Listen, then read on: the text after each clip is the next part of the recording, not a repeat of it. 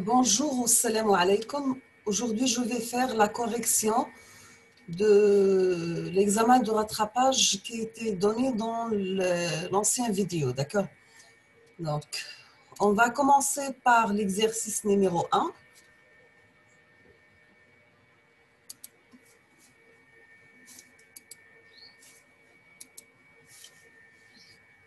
Donc, nous avons que le théorème de Perceval stipule qu'un signal à énergie totale finie possède toujours une puissance moyenne totale nulle, qu'un signal périodique possède une énergie totale infinie, qu'il y a une conservation de l'énergie entre le domaine temporel et spectral.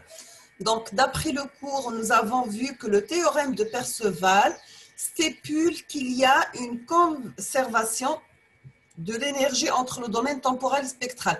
C'est-à-dire, si on va calculer l'énergie domaine temporel, on trouve la même valeur domaine spectral ou bien le domaine fréquentiel, d'accord, avec les deux formules qu'on a vues. Si on calcule l'énergie, on trouve la même valeur. Donc, le théorème de Perceval stipule qu'il y a une conservation de l'énergie entre le domaine temporel et spectral. Donc, c'est la troisième qui est juste. Pour l'exercice numéro 2, voilà la question numéro 2, nous avons un signal x de t qui est égal à grand A sinus 2πf0t sur 2πf0t. Donc, on peut le mettre sous forme, donc, sachant que A positive est fini et F0 est supérieur à 0. Donc, est-ce qu'il possède une énergie totale infinie? Est-ce qu'il possède une durée limitée ou bien une puissance totale nulle, un spectre maximum en F égale à 0 ou bien pour n égale à 0? Aucune des réponses précédentes ne convient. Donc, nous avons un signal sinusoïdal.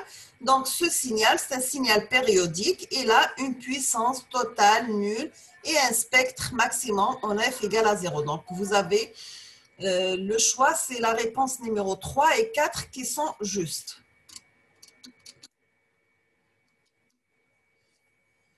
Pour la question numéro 3, quelle est la puissance d'un signal sinusoïdal d'amplitude 4 volts crête à crête, c'est-à-dire que sa valeur maximale égale à 2 volts, d'accord?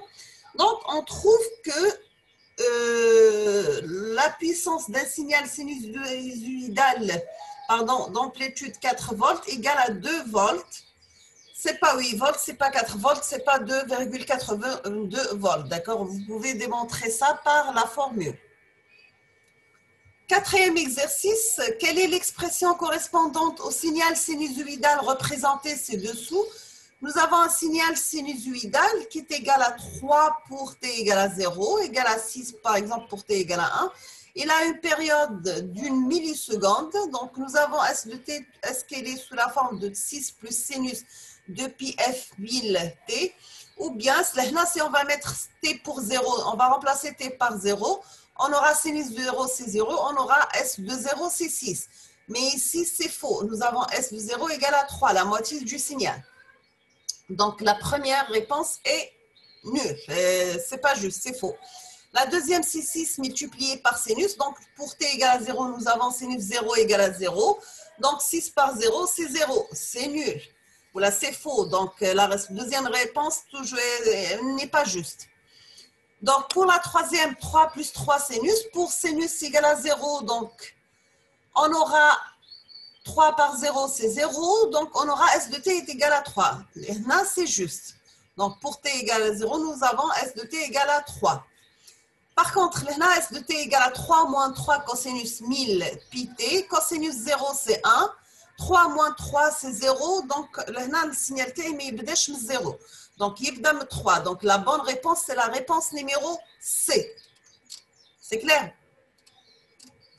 On a fait ça, l'exercice, la série TD numéro 1, je crois, c'est le 7e ou le 8e exercice. D'accord?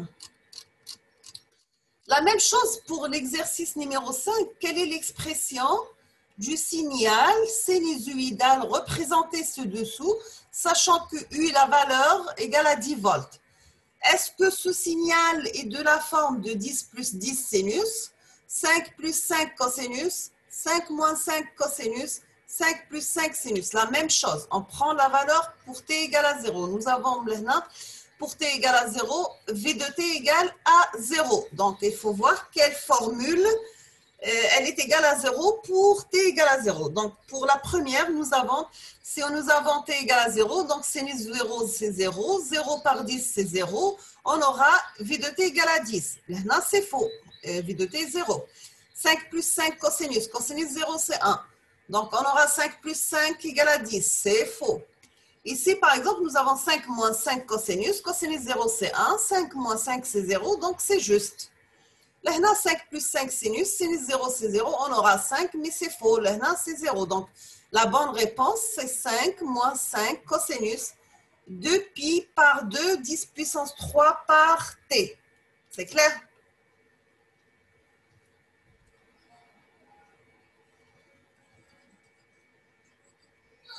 Maintenant, on passe à la question numéro 6. On vous demande quelle est la valeur moyenne du signal périodique représenté ci-dessous. Donc, nous avons un signal V de t qui est égal à 0, l'intervalle entre 0 et t sur 4 est égal à grand A. L'intervalle t sur 4, t entre t sur 4 et t sur 2 est égal à 3A. Entre t sur 2 et 3t sur 4 est égal à 2A. Entre 3t sur 4 et t égale à 0. D'accord? Donc, pour trouver la valeur moyenne, il faut sommer les amplitudes, la somme des amplitudes divisée par le nombre de périodes. Donc, nous avons grand A plus 3A plus 2A plus 0 sur 4. Donc, 1, 2, 3 et 4. On aura 6A sur 4 qui est égal à 3 sur 2 grand A. Donc, la valeur moyenne d'un signal, ce n'est pas 2A, ce n'est pas A. La bonne réponse, c'est 3A sur 2. D'accord? Donc, septième question. Quelle est l'expression de la valeur efficace du signal V de t périodique de période grand T suivante? Sachant que t entre 0 et 3t sur 4, nous avons V de t égale à moins U. En t entre 3t sur 2 et 2t sur 3, V de t égale à 0. T compris entre 2t par 3 et t égale à U. D'accord? Donc, on trouve que l'expression de la valeur efficace du signal, c'est U racine de 2 sur racine de 3. D'accord? Car on va faire un petit rappel, c'est la valeur efficace d'un signal périodique est égale à la racine carrée de sa puissance moyenne totale. C'est clair?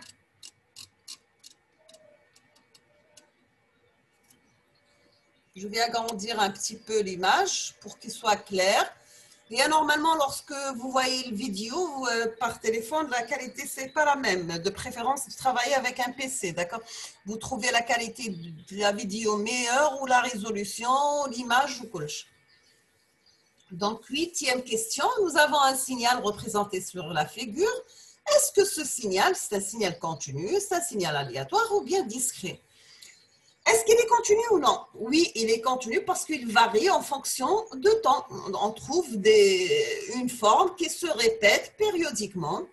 Donc, c'est un signal aléatoire, ce n'est pas un signal discret. Si vous voulez savoir comment on peut trouver un signal discret, par exemple, celui-là, c'est un signal discret. D'accord? Ici, ce n'est pas un signal continu, c'est un signal discret. Par contre, ici, c'est un signal continu aléatoire.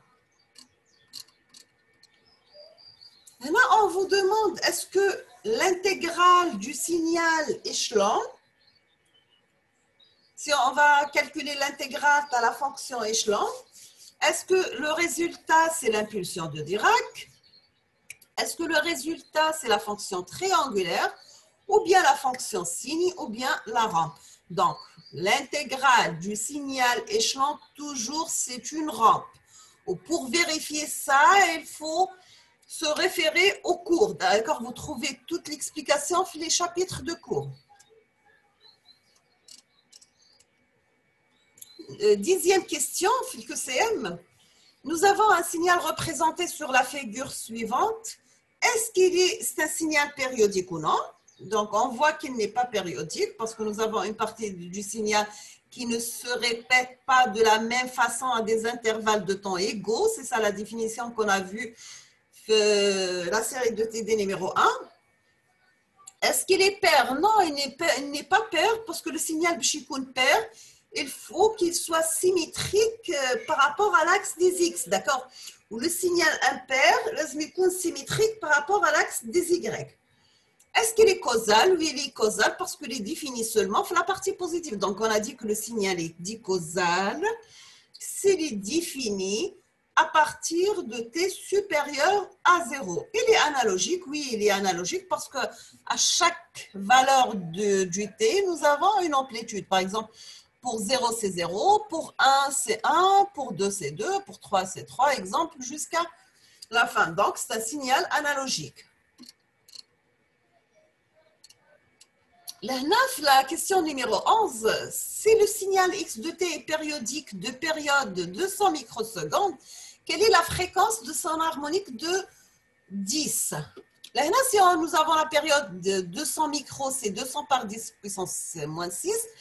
La fréquence, c'est 1 sur grand T. Donc, 1 sur 2, 1 demi du 10 puissance moins 4, parce qu'on dit moins 6 plus 2, donc 2 moins 6, c'est moins 4. Donc, 10 puissance 4 sur 2, ça donne 5000 Hz. Là, vous pouvez mettre, par exemple, la réponse, c'est 5000 Hz. Non. Là, donc, je vais...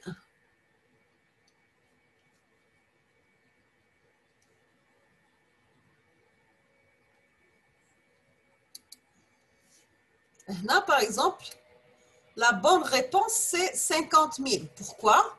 Donc, grand F égale à 50 000. Voilà, 50 000. Parce que normalement, la fréquence normale pour une période, c'est 5000. Mais on vous demande ici son harmonique de rang 10. C'est-à-dire, il faut prendre la valeur de la fréquence et la multiplier par 10. Donc, on aura 50 000 Hertz. C'est clair? Donc, la bonne réponse, c'est ça. Maintenant, c'est la question numéro 12. Nous avons le terme constant de la série de Fourier. Est-ce que c'est la valeur maximale d'un signal?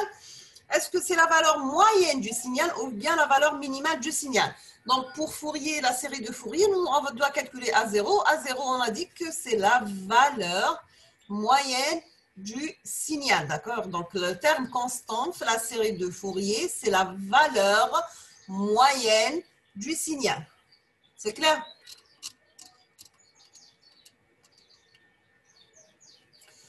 Maintenant, nous avons un signal périodique représenté ici par une seule période qui est égale à 3 millisecondes, sachant que pour t entre 0 et 1 milliseconde, nous avons 2 volts par exemple. Entre 1 et 3, c'est moins 4. Et au-delà de 3 millisecondes, il y a 2, ça revient moins 4, etc. Parce que les périodiques. Est-ce qu'il est pair? Oui ou non? Donc, il n'est pas pair. Parce que le signal est périodique, pair, qui est symétrique par rapport à l'axe des X. Là, quand j'ai plus 2, moins 2, là, voilà, c'est un signal pair, d'accord? Mais là, on dit 2, moins 4, donc, c'est symétrique par rapport à l'axe des X. Donc, c'est un signal non, pair. C'est clair?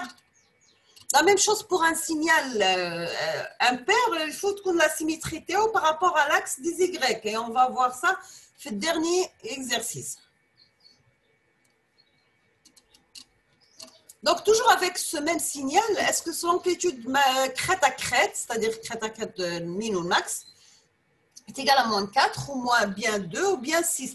Là, toujours, il faut calculer La valeur maximale, c'est 4 plus 2, donc c'est 6. Donc la valeur crête à crête, c'est 6. Maintenant, si on vous demande de calculer la valeur moyenne du signal, هذا toujours 13, est-ce qui est égal à moins 4, égal à moins 2, égal à 0, ou bien égal à 2, ou bien 4. Là, la réponse, c'est aucune de ces réponses est juste. La valeur moyenne de ce signal est égale à moins 6. C'est clair? Now, toujours, si vous avez des questions, vous pouvez les noter dans les commentaires, d'accord? Donc, dans les commentaires, notez où je me partie les me فهمتوهاش ولا ما فهمتوهاش. ولا exactement شنو اللي مش مفهوم فيها على partie هذه. Donc, 16, la valeur efficace d'un signal 13, la même forme indique. Est-ce qui est égal à 2 racines de 3, racine de 10, 4 et racine de 2. Donc, après calcul, on trouve que la valeur efficace est égale à 2 racines de 3. Là, je n'ai pas aimé notre détail parce que c'est un QCM. QCM, il ne faut pas perdre beaucoup de temps parce que vous avez des exercices des points actifs. Surtout dans le QCM, est-ce que fahmin le cours ou là? Parce que pour les gens, les fahmin le cours, donc ils ont la réponse facilement ou jim simple. Même qui disent des calculs, c'est des calculs pour vérification, d'accord? Donc je vous laisse le temps de réfléchir sur ça et j'ai bien aimé que vous avez essayé de faire l'examen vous-même tout seul avant de passer la correction, d'accord? هنا باش تعرفوا le niveau تاعكم قد وتعرفوا exactement واش فهمتوا واش ما فهمتوش. On passe aux exercices. Donc, nous avons un signal périodique XVT représenté ci-dessous. Nous avons le temps en microsecondes. Il a une amplitude égale à 1 volt. Donc, c'est un signal triangulaire. Il est périodique. Est-ce qu'il est pair ou impair? Là, on voit qu'il est symétrique par rapport à l'axe des Y. Donc, il est impair. C'est un signal impair. D'accord? Donc, nous avons la période T, c'est 2 millisecondes. D'accord? Donc, la fréquence, on aura c'est 0,5 MHz. C'est toujours par la formule de F égale à 1 sur grand T. La fréquence, on a calculé. Quelle est la fréquence de ce signal? Donc, F égale à 1 sur T. T égale à 2 microsecondes. F égale à 0,5 MHz. Est-il pair? Non, c'est un signal impair. Mais je pair. Est-il centré? Non, mais je centré. Parce que là, on trouve que le signal kamel existe dans la partie positive. Donc, l'axe des Y, mais la partie négative, mais donc, je centré. Sinon, calculer sa valeur moyenne. D'accord? Si on va calculer sa valeur moyenne, bien sûr, 1 divisé par 2, c'est 0,5. La valeur moyenne égale à 0,5. Calculer sa puissance moyenne totale, je vais laisser ça au prochain vidéo parce que les calculs, ça prend beaucoup de temps et je trouve la vidéo d'accord? Donc, le calcul de la puissance, l'exercice ou l'exercice, je vais les faire tout seul dans une autre vidéo. D'accord? Deuxième exercice, nous avons un signal X de T non périodique représenté ci-dessous. Donc, c'est un signal triangulaire moins T sur 2, moins 2 jusqu'à moins 1. Il est égal à 1 constante entre moins 1 et 1 et une rampe entre 1 et 2. Donc, on vous demande, est-ce qu'il s'agit d'un signal à énergie totale finie ou bien à puissance moyenne totale finie? Bien sûr. Avant de répondre à cette question, il faut bien sûr connaître quand on a un signal à énergie totale finie et on a un signal à puissance moyenne totale finie, d'accord? Les mecs qui ont قاري le cours وما عندوش une idée على هذا ما يقدرش répondre à la question راح يعطوني هكاك.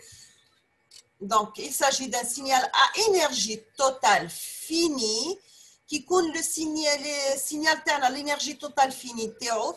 Donc, automatiquement, la puissance moyenne totale تاعو راح تكون nulle. On a démontré ça des exercices, la série de TD. D'accord? Il faut se référer les exercices TD pour voir est-ce que c'est juste ou non. Ou même j'ai posé ça في الhomework تاعكم. Deuxièmement, calculer son énergie totale et aussi sa puissance moyenne totale. Toujours avec, c'est la même chose qui met l'exercice اللي قبل راح نكالكولي l'énergie ou la puissance moyenne في فيديو وحدهم. لهنا مش ما تكونش لا فيديو طويلة ياسر. Représenter ce signal sous la forme de 3 signaux élémentaires identiques qui diffèrent uniquement par le retard ou avance. D'accord? Donc, la représentation, on peut la mettre sous la forme x de t égale tri de t plus 1 sur 1 la période, parce qu'entre moins 2 et moins 1, la période égale à 1. On a 2, on a 1. Plus tri de t, plus centref 0, plus tri de t moins 1 sur 1. C'est clair? Donc, j'aimerais bien انكم راح تعاودوا les exercices هادو كل وحدكم وترجعوا la correction en cas de nécessité لهنا pour comparer les réponses تاعكم مع les réponses اللي كاينين في les vidéos. Et si vous avez des questions, bien sûr, n'hésitez pas à les poser. ولهنا j'ai une proposition de l'un de vos collègues que vous pouvez me proposer des exercices et moi, je vais faire la correction sous forme de vidéo, d'accord? Donc, je vous remercie infiniment, je vous souhaite bon courage, toujours l'attente, les questions, bien sûr, si vous n'avez pas des choses claires, essayez de poser les questions. Et partagez la chaîne avec vos collègues et vos amis pour que تكون الفايدة أكثر للناس الكل, d'accord? Toujours j'attends vos questions et je vous remercie infiniment. À la prochaine vidéo, Inch'Allah, je راح نكمل toujours série des exercices, d'accord? Parce que je là pour vous préparer bien l'examen, d'accord? Je vous souhaite bon courage et bonne chance et à la prochaine vidéo, Inch'Allah. Merci.